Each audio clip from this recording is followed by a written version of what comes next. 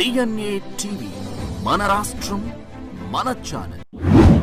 Secretariat బిల్డింగుల కోసం కట్టబోయే secretariat బిల్డింగులు అద్దాల కోసం 2540 కోట్లతో కాంట్రాక్టు. కేవలం అద్దాలు బిల్డింగ్ చూసే నోరెళ్లబెట్టి ఆ బిల్డింగ్ ప్రపోజల్ చూసి ఆ కాంట్రాక్టు దాని మీద ఏదో ప్లంబింగ్ అని దానికి తోడు కరెంటు సప్లై అని డ్రైనేజ్ అని వేసినవన్నీ చూసి మీకు గుర్తుంటే అందరం రికాల్ చేసి చెప్పాము. అందరు నాయకులు మాట్లాడారు. నేను కూడా లాస్ట్ వీక్ ఇప్పుడు 10 days బ్యాక్ అయి ఉంటుంది చెప్పాను. 12,000 నుంచి 14,000 కోట్లు అమ్మా అన్నాను. ఇది పోర్పుని ఎంత పెరుగుతుందో చెప్పలేమనుకున్నాం. కానీ మీరు 12-14 అయింది. నారాయణ తర్వాత మాట్లాడుతూ వీటన్నిటికీ పర్యవేక్షకుడు, అన్ని రకాలుగా చంద్రబాబు ఆలోచనలన్నిటికీ తనే ఒక రూపం ఇచ్చేవాడిన నారాయణ గారు, ఆయన 14 కాదు 16 కూడా కావచ్చు. మరి వీళ్ళు మరీ బరి తెగిస్తారు అనుకున్నాం. ఈరోజు చూస్తే ఈ 2540 కోట్లకు జీఎస్టీ వాళ్ళు కట్టాల్సిన అవసరం లేదు, వీళ్ళు రీయింబర్స్ చేస్తారు, పే చేస్తారు. కాబట్టి అది కలిపితే 3,000 కోట్ల పైన ఆర్థిక అవుతుంది. అద్దాలకు ఒక అసెంబ్లీకి కేవలం అద్దాలకు 3,000 కోట్లు. ఇంతకుముందుది తీసుకొని ఇది కూడా ఎస్ఎఫ్టీకి డివైడ్ చేస్తే 52 లక్షల ఎస్ఎఫ్టీకి ఇంకొక ఇది 18,000 రూపాయలు దాటి 18,500 18,600కు వస్తుంది ఎస్ఎఫ్టీ. దీని మీద యాడ్ చేసుకోవాల్సింది ఉంది. ఇవన్నీ ఇంపోర్టెడ్ అంట. ఈ గ్లాసు రావడం కానీ వాటికి అవసరమైన సిస్టమ్స్ కానీ మొత్తం బయట నుంచి రావాల్సింది.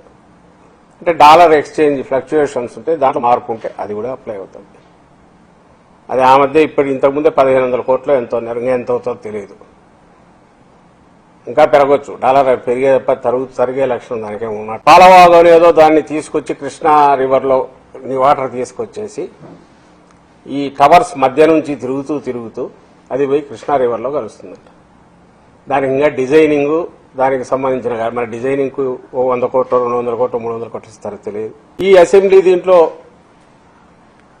ట్విన్ టవర్స్ అనే పేరుతో క్వాంటమ్ వ్యాలీ దాని ట్విన్ టవర్స్కు 1,200 కోట్లు ఇంకోటేశారు. మరి అది ఎంత సేఫ్టీ ఏమొస్తాయో తెలియదు. ప్రతిదీ టవరే, చిన్నదేంలా అన్ని టవర్స్ పెద్ద అది 1,200 కోట్లు అది వేశారు. ఈరోజు కనపడినవి ఇవి. దానికి కూడా జీఎస్టీ అదనం.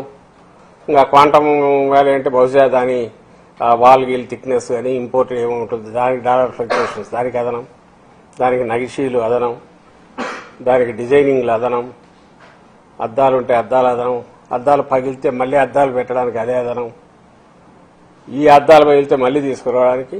ఇది ఒక అనంతమైన నిరంతరమైన కృష్ణానది ఎట్లా ప్రవహిస్తుంటుందో చంద్రబాబు నాయుడు గారి భ్రమరావతి, ఆయన అమరావతి, దానికి అవసరమైన అది ప్రజల సొమ్ము నిధులు పారుతూనే ఉంటాయి. పారుతూనే ఉండాలనే ఆయన ఈ ప్లాన్ చేసినట్టున్నారు. నదీ ప్రవాహంలాగా ఆయనకు కావాల్సిన వాళ్లకు సంపద సృష్టి కోసం ఉపయోగపడాలని ఏదైతే మేము అంటున్నామో అది పచ్చి నిజమని చెప్పి ఆయన దాపరికంగా కాదు, కన్సీల్ చేసుకుని కాదు, బహిరంగంగా మొహం మీద గుద్దినట్టు రాష్ట్రం అంతా, రాష్ట్ర ప్రజలందరికీ ఏం చేసుకుంటారు మీరు, నేను ఇదిగో ఇలాగే చేస్తాను అని నిన్న మనకు కేబినెట్ దీని ద్వారా చూపించారు. ప్రజలకు సంబంధించినవి కానీ ప్రజలకు పనికొచ్చేవి కానీ చంద్రబాబు గారి కేబినెట్ ఎప్పుడు జరిగినా దానికి సంబంధించిన నిర్ణయాలు ఉండవు. కేవలం